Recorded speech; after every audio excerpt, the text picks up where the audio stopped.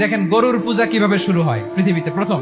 বনি ইসরায়েলের এক দুষ্ট লোক ছিল, নাম সামিরি। সে সবাইরে বলল তোমাদের স্বর্ণগুলো ফালাও। স্বর্ণগুলো ফেললো, বনি ইসরায়েলের স্বর্ণগুলোকে গলিয়ে গরুর বাচ্চা বানালো, গোবৎস। জিব্রাইল আলাইহিস সালাম যে জমিনে এসেছিলেন, ওই ফেরেশতার পায়ের নিচের একটু মাটি সে বুদ্ধি করে প্যাকেটে রেখে দিছিল। স্বর্ণ দিয়ে বানানো গোবৎস গরুর বাচ্চার গায়ে যখন সেই মাটি ছুঁড়ে দেয়া হলো, এখন বাছুরের ভেতর থেকে ভ্যাঁ ভ্যাঁ আওয়াজ আসতেছে। কি আসতেছে? সবাই তো অবাক।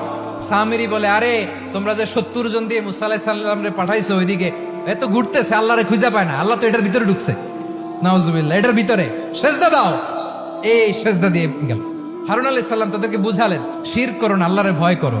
শুধু এতটুকুই তিনি বুঝালেন, দাওয়াতি কাজ পালন করলেন, কিন্তু প্রতিরোধ করেন নাই। এই ঘটনা থেকে শিক্ষা কি?